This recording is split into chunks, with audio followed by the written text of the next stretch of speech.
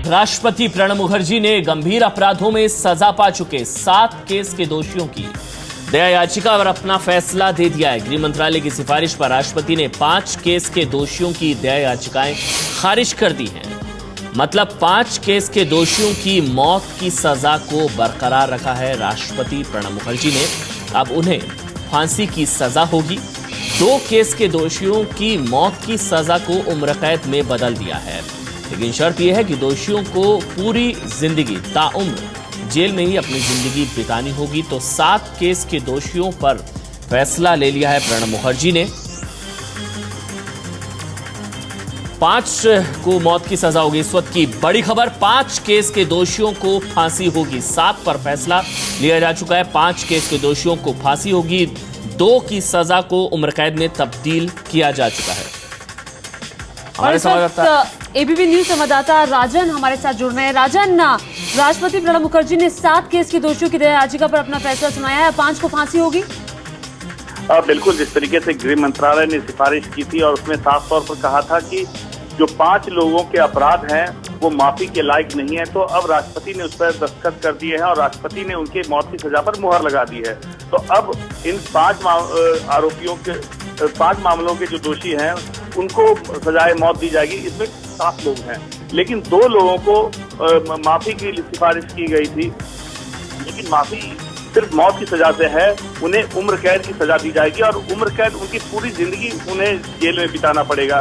तो जिस तरीके से गृह मंत्रालय ने सिफारिश की है और गृह मंत्रालय की सिफारिश पर अमल करते हुए राष्ट्रपति ने जो तमाम दया याचिकाएं थी उसको निपटा दिया है। तो एक तरीके से कहा जाए कि जो अब तक जो सालों साल लंबित रहती थी दया याचिका, उसको निपटाने के दिशा में एक बड़ा कदम उठाया है और लगभग तमाम दया याचिका जो राष्ट्रपति के पास लंबित थी उसे निपटा दिया गया है। 1-2 अभी बचे हुए हैं, तो उस मामले में अभी भी अदालत में कुछ उसे उस पर चैलेंज किया गया है। इसके कारण वो मामले लंबित हैं, लेकिन अधिकतर मामलों को राष्ट्रपति के ने निपटा दिया है।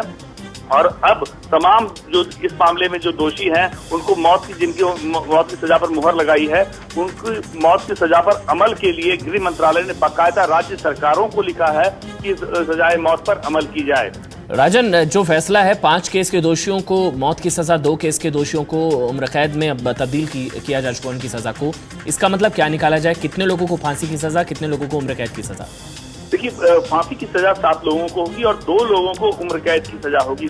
7 मामले थे, 7 मामले में जो 9 दोषी थे, तो 9 दोषियों में से 2 दोषियों को उम्र कैद की सजा की बात कही गई है, लेकिन 7 दोषी हैं उन्हें सजाए मौत दी जाएगी। और इसमें 2 मामले ऐसे हैं, इसमें एक हरियाणा का और एक उत्तराखंड का, जिसमें कि बलात्कार और बलात्कार के बाद पीड़ित के परिवार की हत्या का मामला है। तो जिस तरीके से ये की मांग उठी थी कि बलात्कार के बाद दोषियों को अभी तक कड़ी सजा नहीं दी जा रही है और उस पर अमल नहीं हो रहा है, तो उसको उन तमाम जो आशंकाएं थी उसको हुए गृह मंत्रालय ने सिफारिश की थी और जिसके आधार पर राष्ट्रपति ने ये फैसला किया है कि तो बलात्कार के बाद हत्या के दोषी हैं उनके साथ कोई रियायत नहीं बरती गई है। और बलात्कार के बाद पीड़ित के परिवार के कई सदस्यों की हत्या की गई थी, तो इन मामले में सजाए मौत की सिफारिश की गई थी और राष्ट्रपति ने अब उस पर मुहर लगा दी, जिसमें हरियाणा धर्मपाल है। और जी बिल्कुल, ये हरियाणा के धर्मपाल है। आखिर क्या था वो पूरा मामला, ये भी हम अपने दर्शकों को बता दें। धर्मपाल की दया याचिका खारिज कर दी है राष्ट्रपति प्रणब मुखर्जी ने। अब धर्मपाल को फांसी होगी। दरअसल ये मामला 14 साल से लंबी थी। धर्मपाल की दया याचिका हरियाणा के धर्मपाल की। धर्मपाल ने 1991 में एक लड़की के साथ बलात्कार किया था। 1991 में बलात्कार किया था उसने एक लड़की के साथ और उसके बाद 1993 में जमानत पर जेल से बाहर आने पर धर्मपाल ने उस लड़की के 5 रिश्तेदारों को मार डाला था। उसके 5 रिश्तेदारों की हत्या कर दी थी। और बता दें आपको कि इंडियन एक्सप्रेस की खबर के मुताबिक धर्मपाल को अब अगले हफ्ते फांसी दी जा सकती है। अगले हफ्ते फांसी दी जा सकती है धर्मपाल को। इंडियन एक्सप्रेस के हवाले से ये खबर है। तो ये एक धर्मपाल की याचिका थी और इसके अलावा भी ऐसी और दया याचिकाएं हैं जिसे राष्ट्रपति ने खारिज किया है। मसलन दिल्ली के अतबीर की, बिल्कुल, दिल्ली के अतबीर की मौत की सजा उम्र कैद में तब्दील की गई है। यानी कि जिन 2 लोगों की मौत की सजा को उम्र कैद में तब्दील किया गया। सौतेली मां, बहन, भाई की हत्या की थी और मौत की सजा मिली थी दिल्ली के अतबीर को, जिनकी मौत की सजा को अब उम्र कैद में तब्दील किया गया है। पत्नी बेटी हत्या के दोषी साइबन्ना को माफी नहीं मिली है। कर्नाटक के साइबन्ना है जिनको माफी नहीं मिली है, यानी कि इनको मौत की सजा होगी। वीरप्पन के 4 साथियों की मौत की सजा को भी बरकरार रखा गया है। वीरप्पन के 4 साथी जो हैं ज्ञान प्रकाश, सिमोन, मिसाई और पिलवेंद्रन। परिवार के 13 सदस्यों का दोषी उत्तर प्रदेश का गुरमीत सिंह। और ये सबसे पुराना मामला था, 1986 का ये मामला था। सबसे पुरानी दया याचिकाओं में से एक थी। हरियाणा के पूर्व विधायक एमएलए की बेटी सोनिया दामाद की याचिका, और सोनिया और उनके दामाद की भी दया याचिका थी। काफी हाई प्रोफाइल ये मर्डर केस था। परिवार के 8 सदस्यों की हत्या की थी सोनिया और उनके पति ने, और काफी हाई प्रोफाइल मामला था। इसके अलावा उत्तराखंड के सुंदर सिंह की दया याचिका पर भी फैसला लिया है राष्ट्रपति प्रणब मुखर्जी ने। 30 जून 1989 को मौत की सजा मिली थी सुंदर सिंह को। रेप और हत्या के आरोप में सुंदर सिंह को मौत की सजा मिली थी। और यूपी के जफर अली को 2002 में मौत की सजा मिली थी। पत्नी और 5 बेटियों की हत्या के आरोप में 2002 में सजा मिली थी। तो राष्ट्रपति प्रणब मुखर्जी ने फैसला लिया है 7 लोगों को मौत की सजा होगी, 2 लोगों की सजा उम्र कैद में तब्दील की है। और बता दें आपको कि प्रणब मुखर्जी ने ही मुंबई हमले के दोषी कसाब और संसद हमले के दोषी अफजल गुरु की दया याचिकाएं खारिज करते हुए उन्हें मौत की सजा बरकरार रखी थी, और दोनों को फांसी भी दी जा चुकी है। अब कोई भी दया याचिका राष्ट्रपति के पास लंबित नहीं है। जो सालों साल दया याचिकाएं लंबित होने की परंपरा एक बनी हुई थी, उसे राष्ट्रपति प्रणब मुखर्जी ने तोड़ा है। बता दें आपको कि जब प्रतिभा पाटिल राष्ट्रपति थी तब उन्होंने 35 दोषियों की मौत की सजा को माफ किया था। 35 दोषियों की सजा की मौत को माफ किया था, उसे उम्र कैद में तब्दील किया था। 2007 से 2012 के बीच 35 दोषियों की सजाए मौत को उम्र कैद में बदल दिया था, जबकि 3 याचिकाएं उस वक्त प्रतिभा पाटिल ने उन्होंने रद्द की थी। पूर्व राष्ट्रपति प्रतिभा पाटिल ने 3 याचिकाओं को रद्द किया था। तो एबीपी न्यूज पर इस वक्त की बड़ी खबर ये है कि 7 दोषियों की फांसी का रास्ता अब साफ होगा। बता दें आपको कि राष्ट्रपति ने 5 लोगों की दया याचिका को खारिज कर दिया है, जबकि 2 लोगों की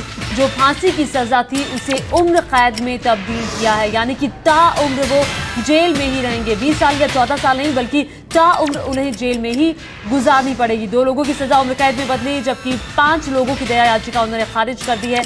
अब फांसी की सजा का रास्ता अब साफ हो गया है। और बड़ी बात यह है कि राष्ट्रपति के पास अब कोई भी दया याचिका लंबित नहीं है। सभी दया याचिकाओं का निपटारा राष्ट्रपति प्रणब मुखर्जी ने कर दिया है।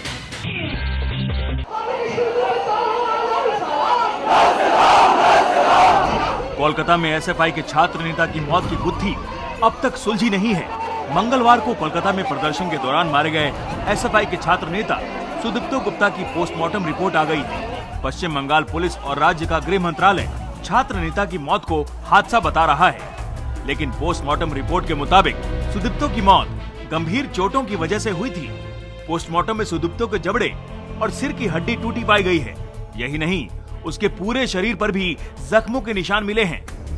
पोस्टमार्टम रिपोर्ट के बाद सवाल उठ रहे हैं कि क्या वाकई सुदीप्तो की मौत पुलिस की पिटाई की वजह से हुई थी। लेफ्ट पार्टियां ममता सरकार पर यही आरोप लगा रही हैं। लेफ्ट पार्टियां छात्र नेता की मौत की न्यायिक जांच की मांग कर रही हैं। छात्र नेता सुदीप्तो का कल अंतिम संस्कार कर दिया गया। अंतिम संस्कार में हजारों लोग शामिल हुए। पश्चिम बंगाल के पूर्व मुख्यमंत्री बुद्धदेव भट्टाचार्य समेत सीपीएम के तमाम नेता सुदीप्तो को श्रद्धांजलि देने पहुंचे। मुख्यमंत्री ममता बनर्जी ने एसएसकेएम अस्पताल पहुंचकर सुदीप्तो की मौत पर अफसोस जताया। আমিও অনেক সময় বলি যখন আমাদের অনেক কর্মী মারা গেছে রেলে যখন যায় ওরা মাথা বাইরে বের করে রাখে, ল্যাম্প পোস্টে লাগলে খুব ডেঞ্জার। মানে আমার প্রচুর কর্মী মারা গেছে।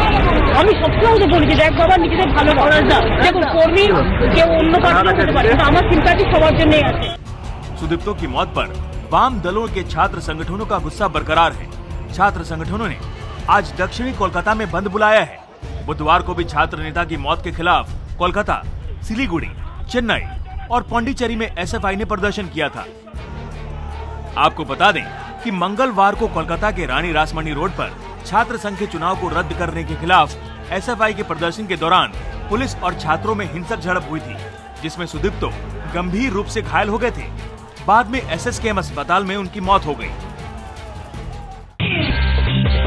2G स्पेक्ट्रम घोटाले की जांच कर रही जेपीसी यानी संसद की संयुक्त समिति के सामने प्रधानमंत्री के पेश नहीं होने पर बीजेपी सांसद यशवंत सिन्हा ने एक बार फिर सवाल उठाए हैं। यशवंत सिन्हा ने कहा कि इसका मतलब है कि वो कुछ छिपा रहे हैं।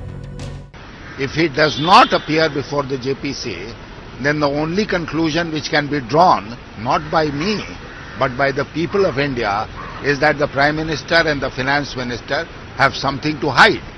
आपको बता दें कि यशवंत सिन्हा 2G घोटाले की जांच कर रही जेपीसी के सदस्य भी हैं। उन्होंने पीएम को चिट्ठी लिखकर उनसे जेपीसी के सामने पेश होने की मांग की थी। इसके लिए यशवंत ने 2G घोटाले में आरोपी और पूर्व टेलीकॉम मंत्री ए राजा के प्रधानमंत्री और वित्त मंत्री पर लगाए आरोपों का हवाला दिया था।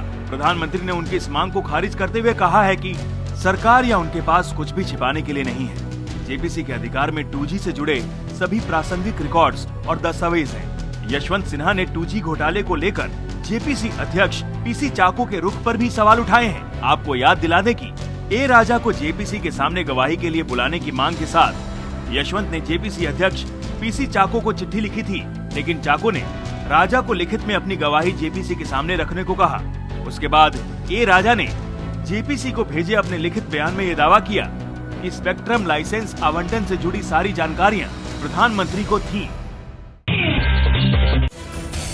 11 राष्ट्रीय राइफल के जवान राकेश कुमार दत्ता अब शायद ही कभी अपनी आंखों से देख पाएं। जम्मू के चौकी चौरा इलाके में कुछ अज्ञात लोगों ने राकेश पर हमला कर इनकी दोनों आंखें निकाल ली और इन्हें जख्मी हालत में नाले में फेंक दिया। राकेश के साथ ये बर्बरता उस वक्त हुई जब ये अपने घर राजौरी से छुट्टी बताने के बाद वापस ड्यूटी पर जम्मू लौटे। राकेश का फिलहाल जम्मू के ही मेडिकल कॉलेज में इलाज चल रहा है। राकेश के साथ हुई हैवानियत के बाद इनका परिवार सदमे में है। ये तो छुट्टी काटने 1 महीने छुट्टी काटी इसने, अभी छुट्टी जा रहा था वापस, तो 31 तारीख से घर से आया। अभी पता नहीं किसने मारा किसने नहीं मारा, दोनों आंखें निकाल दी उसने। अभी उसका ना कोई आइडेंटिटी कार्ड है ना कुछ है, सब कुछ निकाल लिया उन्होंने। पिछले 2 साल से किश्तवाड़ के आतंकियों से लोहा लेने वाले राकेश पर किसने और क्यों हमला किया, ये अब तक साफ नहीं है। पुलिस को आतंकी हमले का शक है, लेकिन वो भी किसी नतीजे पर पहुंचने से पहले मुकम्मल जांच कर लेना चाहती है।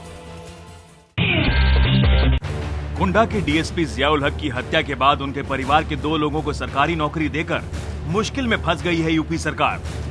इलाहाबाद हाईकोर्ट ने अखिलेश सरकार को नोटिस जारी कर पूछा है कि ड्यूटी के दौरान सरकारी मुलाजिम की मौत के बाद उनके परिवार को नौकरी देने के क्या नियम हैं? क्या एक कर्मचारी की मौत के बाद उनके परिवार के 2 लोगों को नौकरी दी जा सकती है? हाईकोर्ट ने यूपी सरकार से 3 हफ्ते में इन सवालों का जवाब मांगा है। हाईकोर्ट तक ये मामला तब पहुंचा जब एक महिला ने अपने पति की मौत के बाद जियाउल हक हत्याकांड का उदाहरण देते हुए 2 लोगों को नौकरी देने की मांग कर दी। महिला ने अदालत में दलील दी, जब डीएसपी जियाउल हक के मामले में उनकी पत्नी परवीन आजाद और भाई सोहराब को नौकरी मिल सकती है, तो उनके मामले में 2 लोगों को क्यों नहीं? जाहिर है यूपी सरकार के लिए इस सवाल का जवाब देना मुश्किल होगा, क्योंकि नियमों के मुताबिक अनुकंपा के आधार पर सरकारी मुलाजिम के एक ही आश्रित को नौकरी दी जा सकती है, 2 को नहीं। इस केस की अगली सुनवाई 24 अप्रैल को होगी।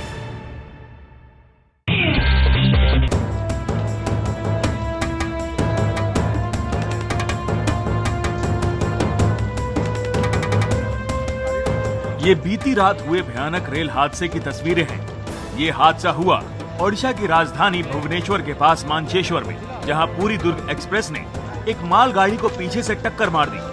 गनीमत ये रही कि इस हादसे में कोई भी जख्मी नहीं हुआ। हाँ, टक्कर की वजह से मालगाड़ी की ब्रेक वैन और 4 डिब्बे पटरी से उतर गए। बताया जा रहा है कि आंध्र प्रदेश के विशाखापट्टनम से आ रही मालगाड़ी इंजन में खराबी की वजह से यहाँ रुकी थी। उसी लाइन पर पीछे से पूरी दुर्ग एक्सप्रेस भी आ रही थी। हालांकि हॉल्ट होने की वजह से एक्सप्रेस ट्रेन की रफ्तार कम थी, लेकिन फिर भी हादसे को टाला नहीं जा सका।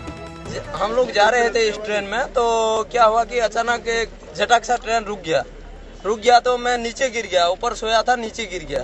तब हम लोग जब देखे कि सामने में आगे क्या हुआ बोल के जब देखे कि ये ट्रेन में धक्का लग गया है पीछे से। रेल दुर्घटना की खबर मिलते ही रेलवे और पुलिस के आला अधिकारी मौके पर पहुंचे और फौरन राहत का काम शुरू किया गया। मालगाड़ी के पटरी से उतरने की वजह से अति व्यस्त माने जाने वाले हावड़ा चेन्नई रेल रूट पर कुछ घंटों के लिए ट्रेनों की आवाजाही भी ठप पड़ गई। हालांकि कई घंटों की कोशिश के बाद इसे फिर से शुरू कर दिया गया है। दिल्ली के अरबपति बीएसपी नेता दीपक भारद्वाज हत्याकांड की गुत्थी सुलझाने के लिए पुलिस लगातार हाथ पैर मार रही है। फिलहाल उसे स्वामी प्रतिमानंद नाम के उस महंत की तलाश है जिसने कथित तौर पर हत्या के लिए 2 करोड़ की सुपारी दी थी।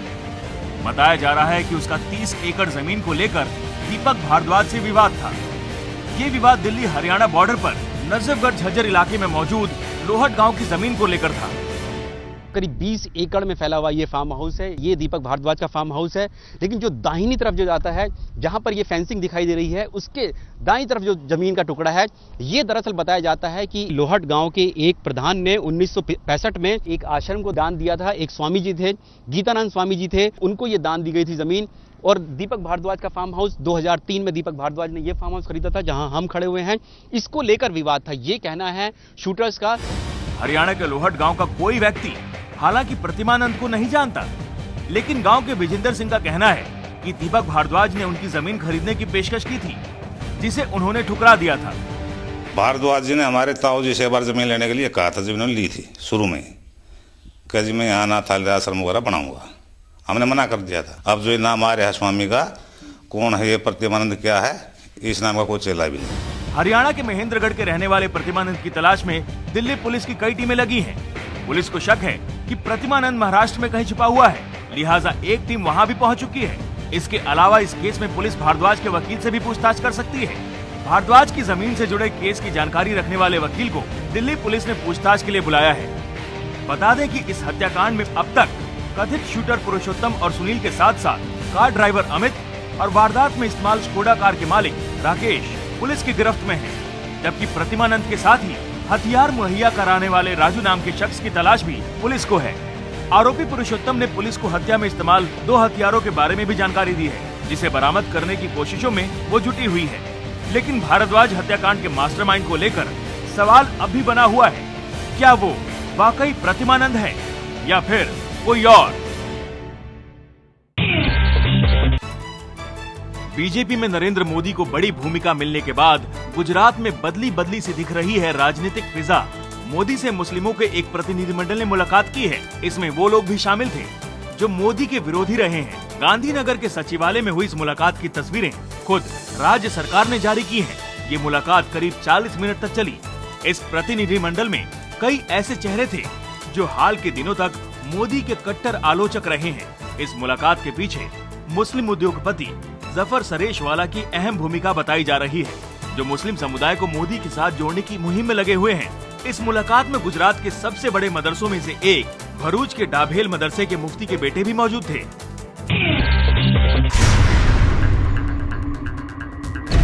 कसाब के आका को सता रहा है कसाब का भूत। सुनने में ये भले ही अटपटा लगे, लेकिन मुंबई हमले के साजिश में शामिल जबीउद्दीन अंसारी उर्फ अबू जुंदाल ने मकोका कोर्ट में यही दलील देकर अपना बैरक बदलने की मांग की है।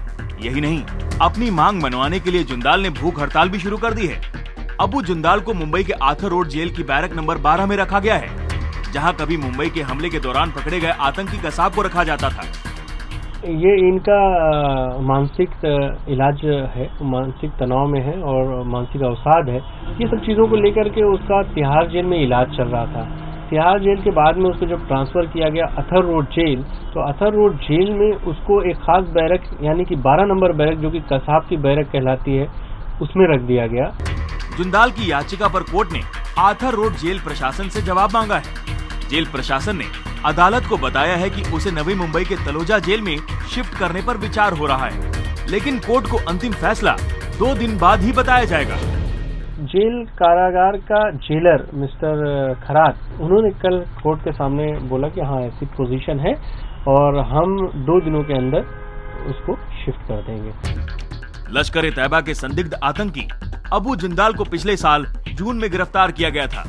अक्टूबर 2012 में मुंबई पुलिस ने जुंदाल के खिलाफ चार्जशीट दायर की थी, जिसमें उसको मुंबई हमले का मास्टरमाइंड बताया गया था। चार्जशीट के मुताबिक वो पाकिस्तान के कराची में मौजूद कंट्रोल रूम से मुंबई में आतंकियों को निर्देश दे रहा था। इसी हफ्ते जुंदाल का ट्रायल भी शुरू होना है। गुजरात के मेहसाणा और गांधीनगर के बीच बसे जुलासड़ गांव के लिए आज का दिन बेहद खास है। भारतीय मूल की अमेरिकी अंतरिक्ष यात्री सुनीता विलियम्स आज अपने पैतृक गांव जुलासड़ जाएंगी। सुनीता के यहाँ आने को लेकर लोगों के पैर जमीन पर नहीं पड़ रहे हैं। उसकी वजह से जुलासड़ में इतना बढ़िया माहौल है कि मैं अपने आप से बता नहीं सकता हूँ। सुनीता के स्वागत के लिए इस गांव में कई दिनों से तैयारियां चल रही हैं। गांव को सलीके से सजाया गया है। यहाँ पे पूरे गांव में फुल जोर से तैयारी हो रही है। गांव में जैसे एक माहौल बन गया है, जैसे कोई उत्सव हो, ऐसा माहौल है। अभी बहुत लोगों के दिल में ऐसा है कि सुनीता कब आए और हम उनसे मिले, देखे, बात करें। बात तो जो कि नहीं हो सकती उससे, लेकिन ऐसा लग रहा है सभी के दिल में ऐसा है कि हम उससे मिले। जुलासड़ के इन बच्चों की तरह सुनीता का बचपन यहाँ पर नहीं गुजरा। वो पैदा भी अमेरिका में ही हुई, लेकिन उनके पिता मेहसाणा के ही थे, इसलिए सुनीता का जुड़ाव इस गांव से है। सुनीता विलियम्स इससे पहले 2007 में जुलासड़ आई थी।